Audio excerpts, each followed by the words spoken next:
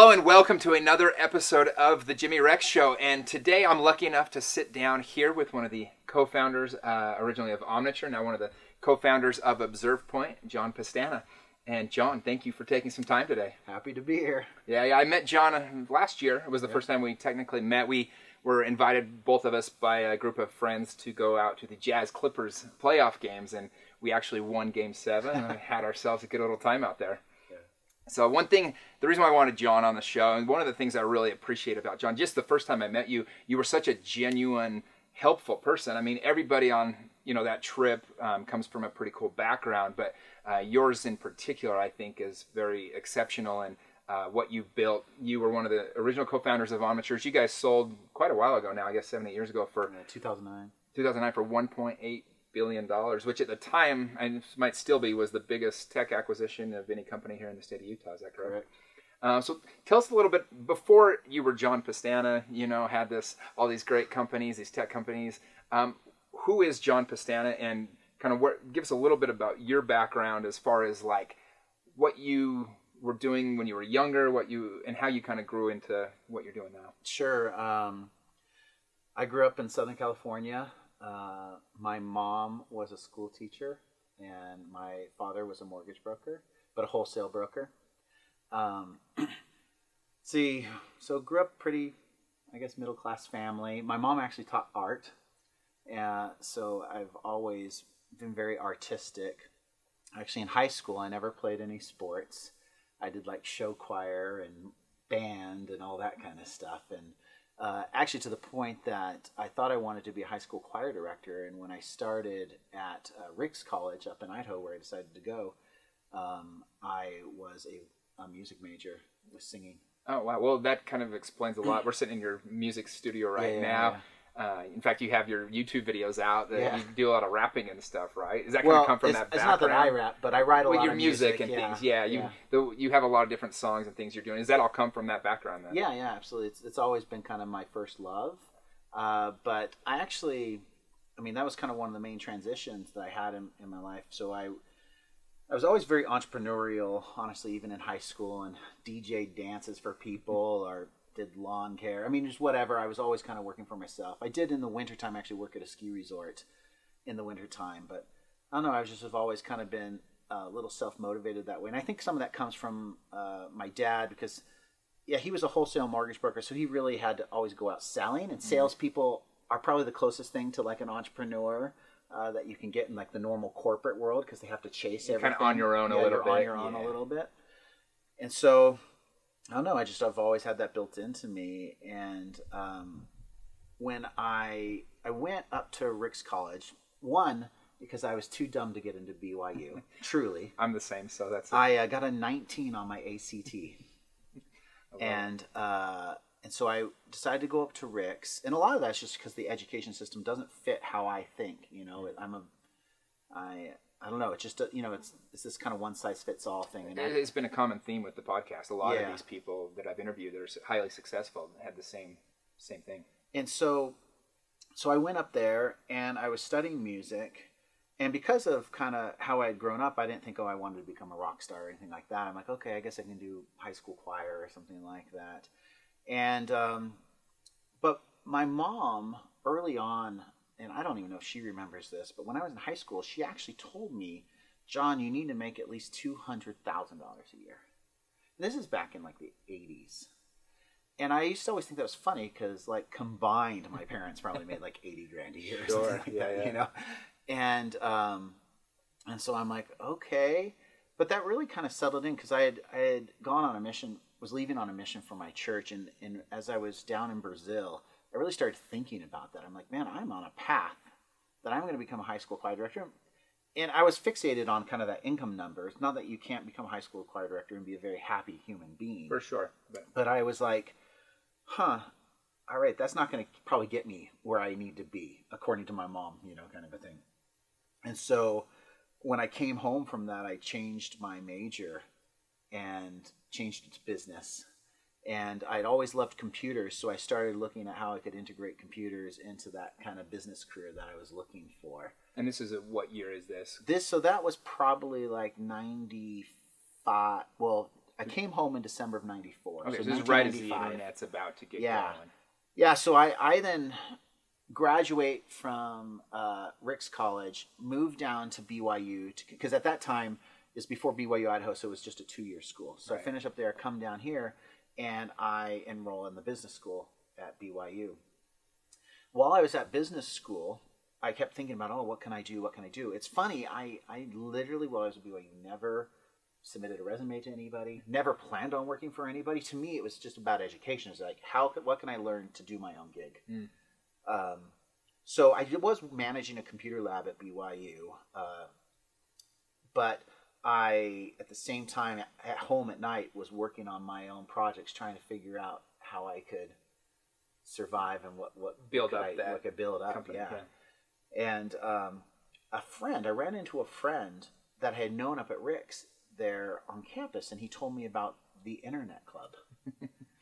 And this Internet Club was really kind of a Unix users group / internet focused, right? So web oriented. But at that time, I'd heard about the internet on my mission, but didn't really know what it was. And, prior to my mission, had done a little bit of like the Prodigy and, AOL, that type of stuff. So I said, okay, I'm going to go to one of these meetings and figure out what they're talking about, because it sounded interesting. So I go to this meeting, and the first day I'm in that meeting, I was intrigued by the whole concept. I then asked them if I could join the club, and they're like, oh, sure, you can join. I said, actually, I don't want to just join. I want to be in the presidency of your club. The first day I showed up. I love it. And they look at me crazy, like, well, you can be the secretary, I guess, right? I'm like, great. And like 2 months later, I think I was the vice president of the club. They quickly realized this guy's an asset. We better keep him around. And so the other thing that was interesting, I told him, I was like, hey, we need to get more club members. We need to figure out how we can help spread the message of this internet thing. And so I said, why don't I start teaching people how to program websites? And then I go, okay. And I literally knew nothing about programming websites. Well, I was going to ask, is this something you were just... No, I was wanting to learn it. Okay. So I was like, hey, why don't we put up some posters or whatever, and for our internet club meetings, we'll spend, part of the time of just teaching people how to build websites, and we can get people more interested and want to join us kind of in our endeavors. And so, and I think I only even held like maybe 3 or so of these meetings before I was so busy. But I would literally study, like, how do you build a website? And then I would teach it to the other few people who showed up at this meeting each week. Well, that's genius, though. The best way to learn is to teach it to somebody else. I don't know why I even did that. It's just what I did, And so did you make a business out of that as well? Yeah, so then I started having some professors and other people who knew I was teaching these things ask me if I could build some websites for them. And back in those days, I priced it based off of how many pages you wanted. So I was like, oh yeah, it's $300 a page, and I'll make you a website. And at that time, we were called JP Graphics. Okay. And so I just started building websites for people, and of course, kept getting bigger and bigger things. And so did you bring on employees at this time as well? Or? Well, so this is kind of all during the school term. Well, then in April, I got married. Okay. And my wife and I, we actually sold our wedding presents, took the savings she had and some of the money I had, and we bought our first computer to really start the company. Wow. And at that time, actually, my business partner wasn't my business partner yet. So a gentleman by the name of Josh James, we had met in a class at BYU. Okay. And that's actually kind of a little bit of a famous little story, because we were in class and I corrected the teacher like 3 times in class the first day of school. Yeah. And Josh came up to me, because the teacher had said there's going to be some group projects, came up to me and was like, can I be in your group? So that whole semester I helped them all build web pages and all this kind of stuff, Well, there's some genius in that too, that Josh recognized. You know, absolutely. Like, hey, I did the same thing when I was in school. Like, Josh and I were great. I was never the smartest guy in the room, but I was very good at connecting with the smartest person in the room. The fact is, there's never a smartest guy. All of us have our specialties and what we're really good at. And it just depends, That's great. Because the fact is, I'm an idiot when it comes to playing ping pong or whatever, Sure, or whatever it yeah, is, yeah, right? Yeah. So then we sold our wedding present, started the company. Well, Josh and I always bounced the ideas off of each other about different businesses because we're both very entrepreneurial. I mean, I think he was head of the entrepreneurial club there at BYU, and he went off actually down to LA to do some acting because he loves to do acting. And when he came back, we were talking to each other about just business, and I was like, well, hey, he was wanting to maybe start a company. I was like, well, hey, I've already started this one. I'm building websites for people. Do you want to sell and I'll build? And that's kind of like how we got going. That's amazing. And so, you know, he would go out and talk to the customers, find out what they wanted, and then I'd be back there. And so that's how you guys literally started that. Yeah, the beginnings of what became Omniture. It was called JP Interactive. Okay. Josh and I were running it. And so when did you know you had something going pretty well? Like, at what point were you like, oh, I got something different here? It took us a while. So we built websites for people for a year and a half. Okay. And we actually worked on some of the original Ancestry.com for Paul Allen and Dan Taggart. We actually did some Zions Bank stuff. We built Lagoon's first website. I mean, we built a ton of companies around here, their very first websites for them. And what happened was, as we were building these websites for other people, there was one where we had built like this web page builder for this company, and they went on and I charged them $30,000 to build this web page builder, and they sold their business for $10 million or something like that. And you built the thing that basically and we're had like, the value. wait, we're on the wrong side of this. And we also had another friend, I don't know if you've ever heard of him, named Steve Jenkins, who did Windows95.com. Okay. And he used to always talk about making money while he was sleeping, you know, and because he had this big website where he was selling advertising.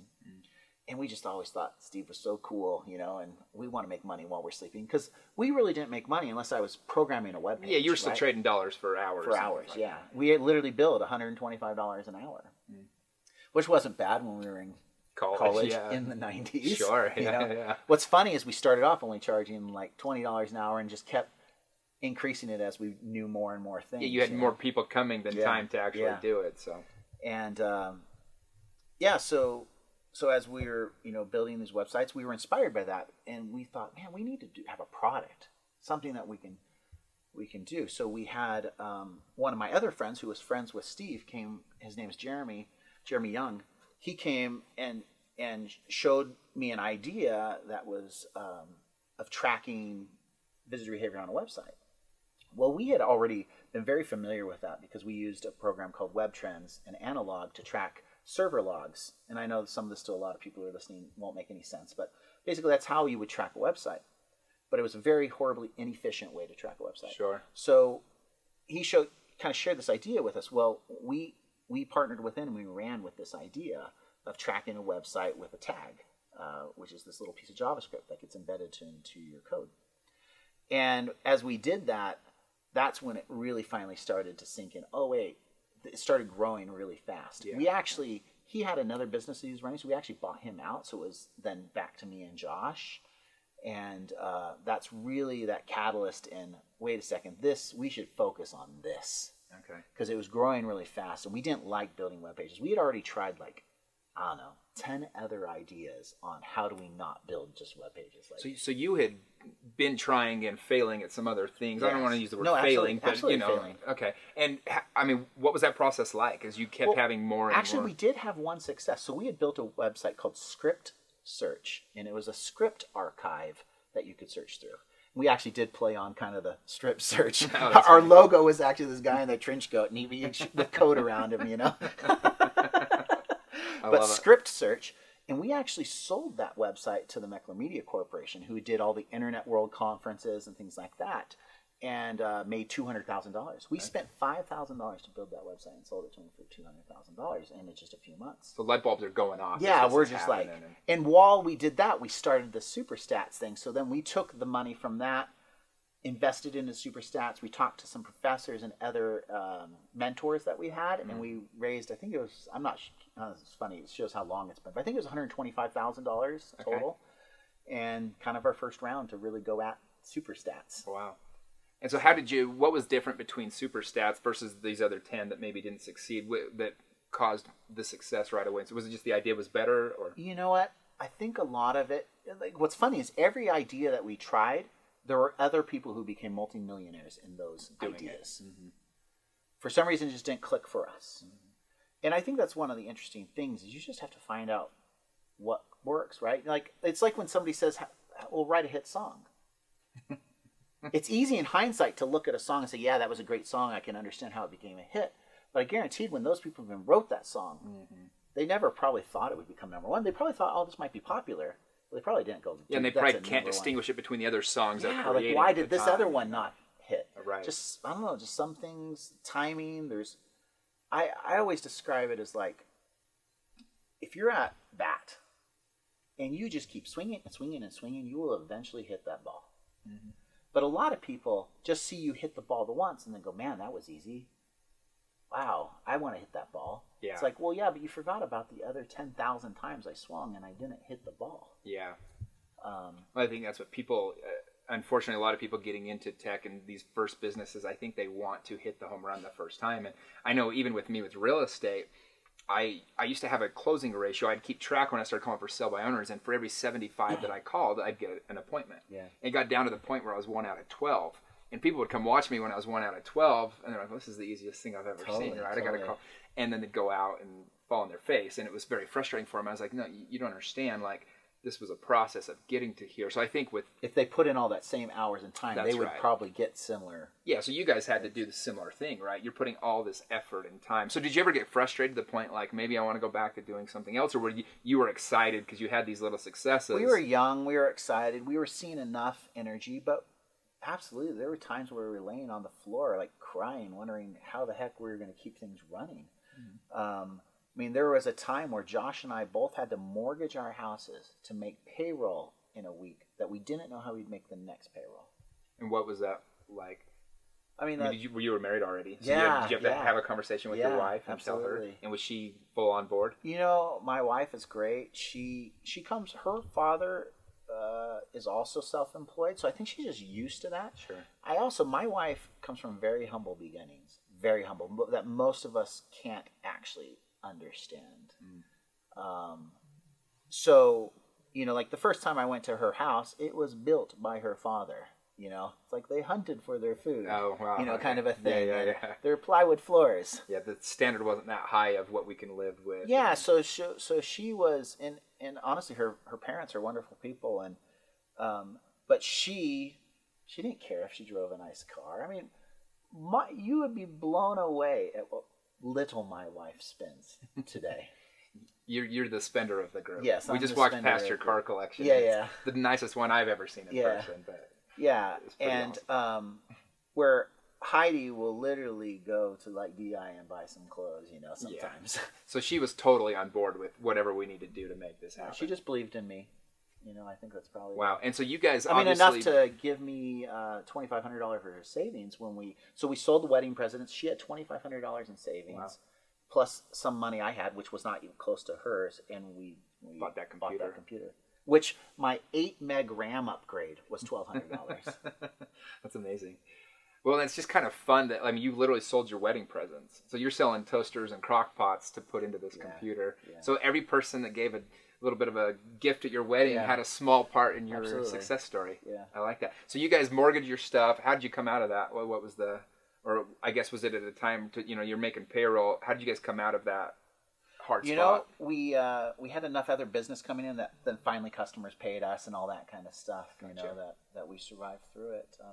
But there definitely were a ton of hard times. I mean, there was one point, kind of the internet crash happened. Mm-hmm. So at first our product, we actually sold advertising in exchange for stats. So like you actually put an ad banner on your website and we would give you stats and we sold that ad inventory. You didn't actually pay us directly for the stats. They just gave you space on the side. Yeah. You had to still sell the space. Wow. Well, when the crash happened, you know, what we were getting decent cost per thousand advertising rates all of a sudden wasn't happening, and we ended up letting go a whole bunch of people just like a couple weeks before Christmas one year. And this is 2001, right after the crash. Yeah, it was probably 2000. Yeah. And so, you know, and that's really hard. I mean, we literally had our Christmas party, and Josh and I knew it was going to happen in a couple days, but we didn't want to ruin. We're like, let's let everybody have a nice Christmas party. It's already paid for, kind of one of those things. Sure. And and we had no money to even do severance or anything. And so it's more complicated than that too, because we had actually had a company who was going to acquire us. They backed out of acquiring us at the very last minute, and that's the only reason we really got into that final situation. Got it, because you had the backing coming once they acquired you, and then once they didn't. Yeah, we actually thought everything was great and fine. We even had like this whole thing with the governor. Hey, it was called MyComputer.com at that time. Okay. MyComputer.com got acquired for $60 million, you know? Yeah. And then all of a sudden they backed out. And it was combined because we actually had the feeling that they weren't stable enough to even buy us, so we backed out when they broke a covenant, because we were positive that if we had basically gone with them, that we would lose everything. End up losing it all. Yeah. So how did you pivot at that point? For trying, you in your mind, you're getting acquired for $60 million, and all of a sudden you've got to bootstrap it again. Yeah. So how did you pivot at that point? Well, that's when we downsized, so that we basically became cash flow positive, and then slowly built it up. I will say that Josh and I did mail all those people severance checks years later. I was going to ask if you ever hired any of them back or whatever. I'm sure some potentially came back, but like at least we felt like we still owed them. That's cool. Even though we had no obligation to do it. But just as a thank you when we were going through hard times. And it's just when we changed that and we kind of right-sized, we still needed a little bit of money to keep going, and we had one angel investor who came in and kind of $400,000 saved us. We'd gone from like a $60 million valuation down to like an $8 million valuation, and he bought, which obviously turned out very well for him. He ended up doing fine. Yeah, and just kind of put down our heads and move forward. And that really is when the lights came on, because what happened then is we actually sold our small business stuff from mycomputer.com to a company called VeriSign, and focused on being just an enterprise stats company. Okay, basically. Really focusing. And that's really when Omniture became into existence. We changed the name of the company. It was no joke, like the lights turned on, and all of a sudden we were signing up people fast. We were growing at over 100% every single year for like 5 years. So how did you scale that so well? Because you guys went from just this small, tiny little company to a medium-sized company, but then to a giant company. We just kind of bootstrapped it, and we had that small investment that we got from that investor, and then actually we took it to cash flow positive. We then did end up raising money from a venture capital firm, but at that point, I think we were somewhere around a $20 million run rate at that point. And that's when we kind of put our foot on the gas again and said, okay, we're going for our IPO, we're going to do this, and that's most of the story that people kind of are more aware of. Yeah, sure. And then you IPO'd, sold to Adobe 3 years later for the one plan. Is that correct? Well, so we IPO'd in 2006. 2006. And then we sold to Adobe in 2009. Yeah, okay. And so after that... Oh, sorry. Yeah, 2009. Yeah. So after you sold to Adobe, obviously, you've hit this huge goal. How did you figure out what to do with your life next? I think that's one problem that... No, it's interesting. It's the funny thing about it, and this is going to, a lot of people think money solves a lot of problems. And in a lot of ways, yes, money solves a lot of problems to a point, and then it starts to create problems beyond that. And when you've had a lot of success, I'm talking emotionally now, it's like, we literally had the biggest success in the history of Utah. Right? Even in I can go anywhere, and if there if the person works anything in my field, in the internet, they absolutely know who Omniture was and who I am and all that kind of stuff. For sure. And so you've seen that level of success. All of a sudden you feel a little bit like Michael Jordan, who's now starting to play baseball. Right. And you're trying to figure out, because at that time I was still super young. Yeah, how old were you when you sold the company? I guess that was almost 10 years ago, so I was probably like 35. Okay, yeah. Yeah, that's got your whole life ahead of you. And you're just trying to figure out, what do I do now? And can I do that again? Like everybody just wants you to hit a grand slam, and you feel a lot of pressure on, can I hit another grand slam? And for most people, they can't. Actually, you see that people fail a lot on their second companies. And so I just started taking my time. I was honestly trying to just figure out what I wanted to do, and even just invest money and all that kind of stuff. Because really, when you have that much of success, your whole life kind of becomes a business. Sure. You have staff that are trying to manage everything, and then you start having everybody calling you, asking for money. Well, was that a hard part about it? Because I know a lot of highly successful people, they say that's the worst part about the success and the money is all of a sudden you don't even know who your friends are anymore. Yeah. And everybody wants something, even the people who you thought were your friends, to start asking you for things and kind of, and what they don't understand, like lots of times, I literally have this belief that I think giving money to somebody normally is a really bad idea. I totally agree. It's like spoiling your kids, actually, in some ways. People need to figure things out on their own. I don't mind investing in somebody through a proper business plan and things like that, but just giving money to people never solves their problems. Well, even getting the money doesn't bring any fulfillment, because the fulfillment comes from the achievement, which has to come from... Well, and it's kind of the teaching the man to fish versus just handing the guy fish. And so did you learn that the hard way, or were you from right off the bat? There's been a few instances where I really feel responsible for hurting some people's lives because I gave them money when I really should have said no. And I think I've learned, I've come up with a whole bunch of rules that I follow, and like how I do investing and all that kind of stuff to try and... Would you mind sharing a few of those? Because I think that I personally am very interested in those. I have one rule with giving money. If somebody, I shouldn't even say this on my podcast, I get a bunch of people calling me, but if somebody asks me for a large sum of money, because people call me and I don't have even a fraction of what you have, but I have this new... After I gave money a few times, and you get burned, people don't pay you back, and it's so, you'd rather they just forget it and you have the same relationship. But what happens is they quit ignoring your calls, and they feel weird around you, and they kind of blame you almost in this weird way. And so what I discovered is I just give them a small amount of money, and I say, this is a gift.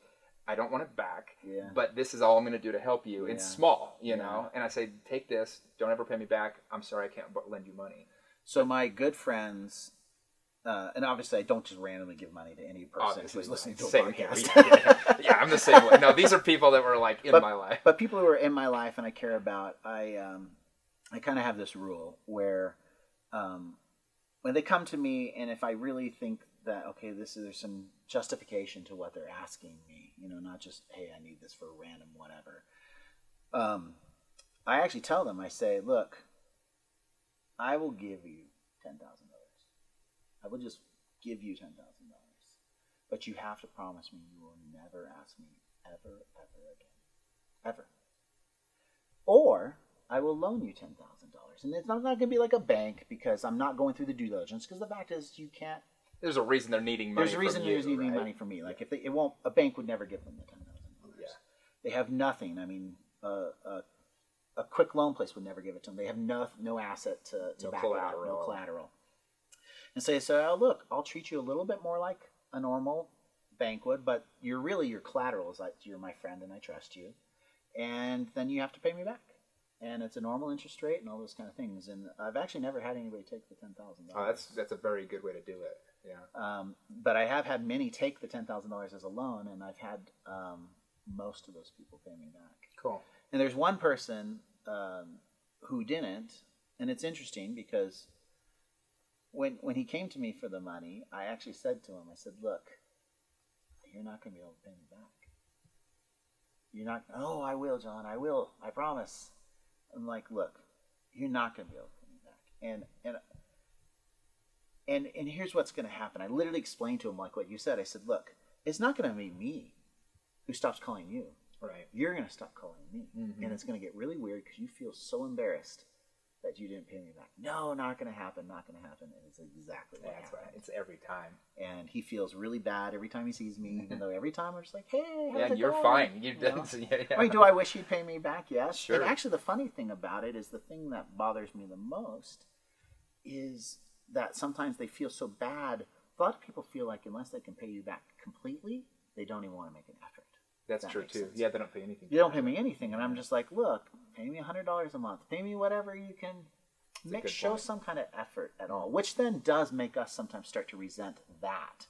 That like, wait, I just saw you go out to the movies, go out to dinner, do all these other things. Or worse, go on vacation or something. And you made no effort to even pay me $5, kind of a thing.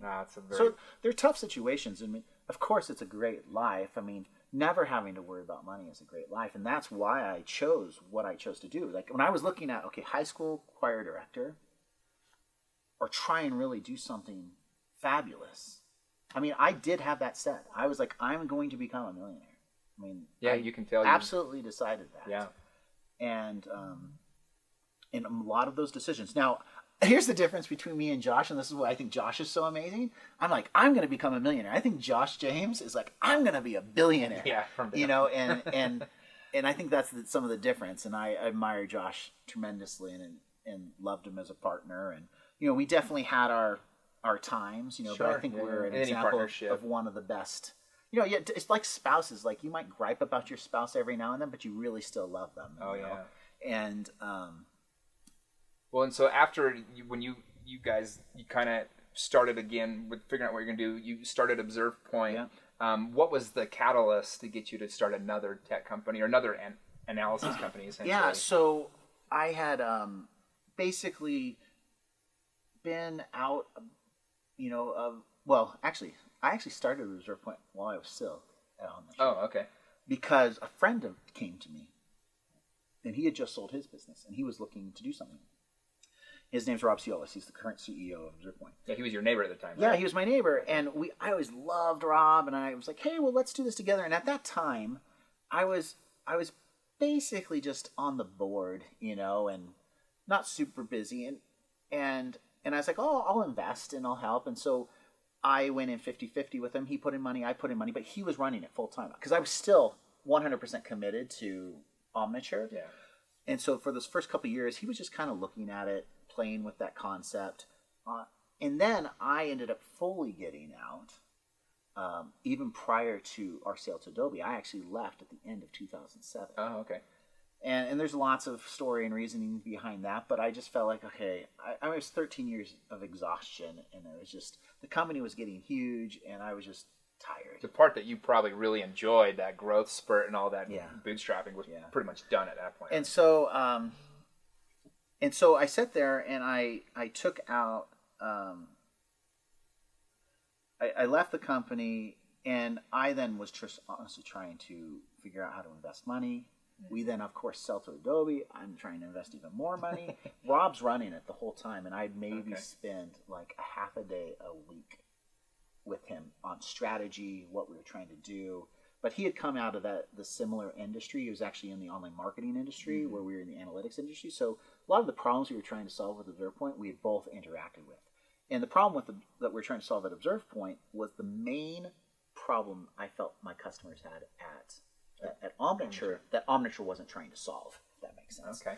And that was kind of this concept of that if you want to make good, fast business decisions, and you need to trust your data that you're looking at, if you want to trust it from a regulatory standpoint, an accuracy standpoint, all these things, you need an automated system to manage that. Because you have hundreds of websites, millions of web pages, you know, as a large company, and no human being can actually validate that like a piece of software like Omniture is actually implemented across all that, where we've built an automated system that audits. Yeah, you talk a lot about veracity being the most important piece of like really understanding what is missing and what needs to be taken care of, right?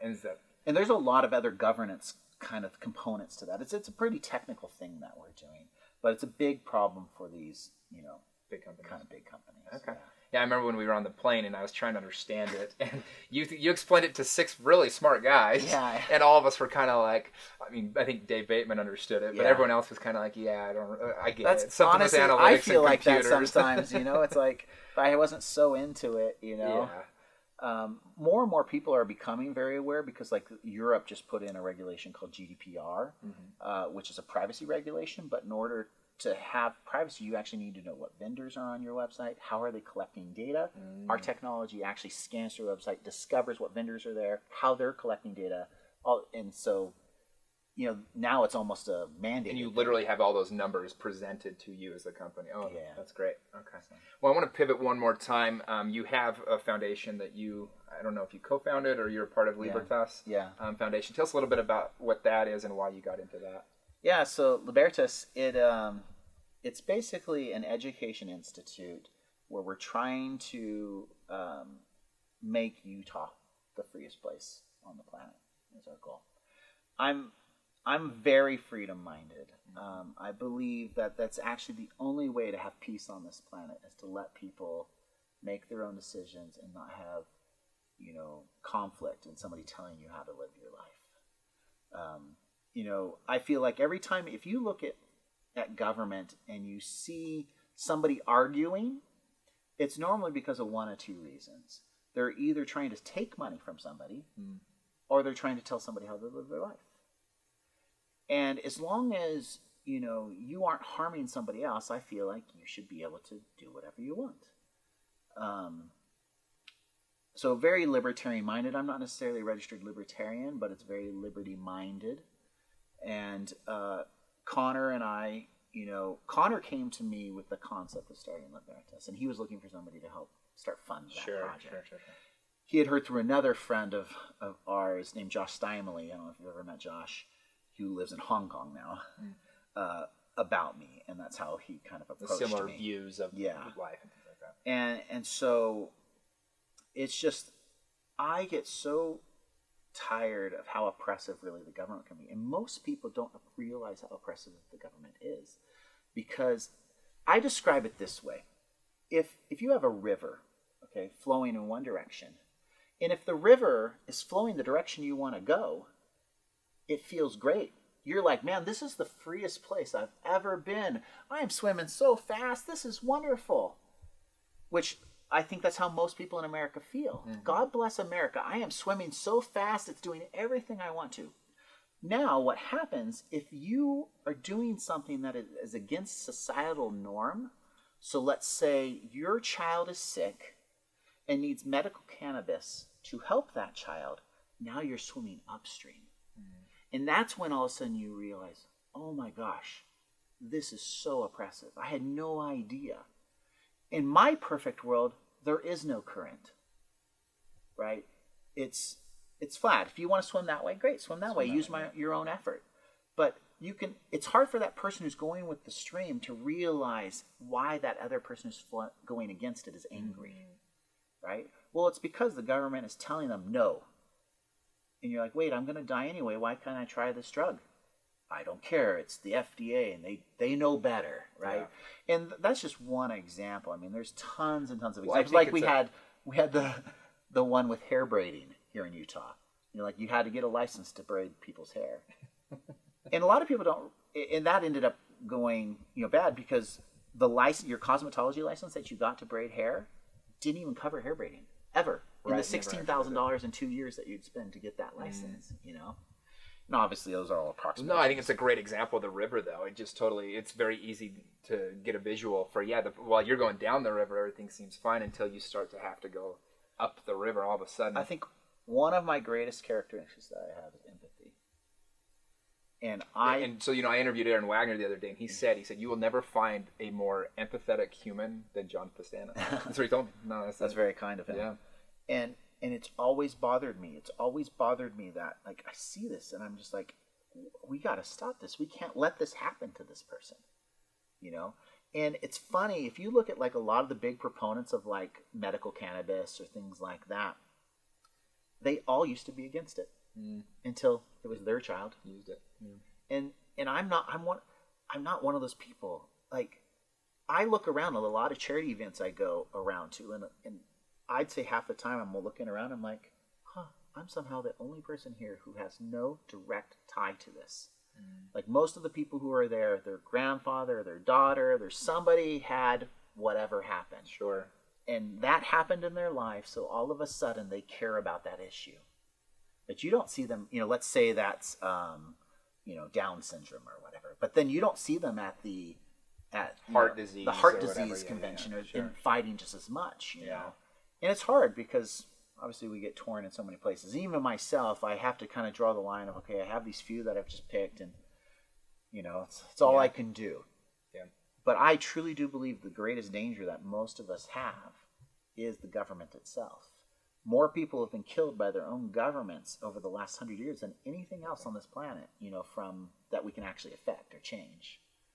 So Connor and I don't want anything. All I want is just trying to help put the correct laws into place, or the correct smaller government and the right type of government into place. And I think what the interesting thing is, next time you run into any of our politicians here in the state, ask them about me and say, has John Pestana donated any money to you? And if he did, what did he say to you? And they will all tell you that when I gave them money, I said, I want nothing from you except for to make everybody in this state freer. I love it. Well, I went to a Tony Robbins event last December, and he talks about the number one ingrained in our soul and our DNA value that every single man and woman has is freedom above all else. We will do anything, go to the ends of the earth for freedom. You can see the history of the world. It's man's search for freedom, essentially. Sometimes, though, I think it's actually man's search for what he thinks is freedom. You know, just like there's plenty of people here in this state who say they are very freedom-minded, but then they will oppress somebody on like forcing stores to be closed on Sunday. Because the vast majority, obviously, people in Utah, Utah has some weird things about it. Are LDS. Sure. And but then I sit there and go, well, what about the person who's Seventh-day Adventist, who their Sabbath is Saturday? Would we, if this state was 70% Seventh-day Adventist, would we want them to oppress us?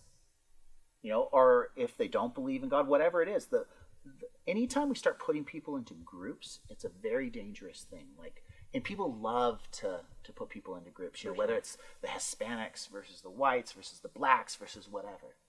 But the most important person is the individual. And you have to protect the rights of the individual. Because that's the greatest minority, when it's just you. You know, the last thing you want, like, if a storm comes through and only destroys Jimmy Rex's house, what's the likelihood that the government's going to show up and bail you out? Not much. Because there's no story in it for them. Yeah. But if a whole town gets wiped out, then they're all in because they want all the PR and they want to look like great people and they're taking care of these. But if we can set up our society so it helps, it comes down to like, you would do it for the individual, and now it makes sense for how we have everything working. Sure. That's where we truly live in a great place, because you're protecting the freedoms of that individual. You know, they can save themselves. Like right now, if let's say a couple gets divorced and unfortunately it puts the woman in a poverty type situation, wouldn't it be great if she could just start a business without having to get some crazy licensure? You know? A very good example is the hair braiding or something, like whatever it might be. I truly feel like for the most part, most of that stuff is put in place supposedly for our security, but it really was big corporations lobbying the government to keep people out of their business. Yeah. So most of that stuff creates poverty. Well, it sounds like a great cause. If people do want to learn more about that in particular, what's the best way? Just Libertas, Utah. Okay. So if they type that into the internet, type it in. Or just type your name and it comes in as well. Probably. So, well, that's amazing. Well, I appreciate your time today. This has been awesome. I love your story. I've loved hanging out with you and just the fun times we've had, and look forward to many more. So awesome. Thanks so much, Let's do John. another one. Appreciate Thanks, you.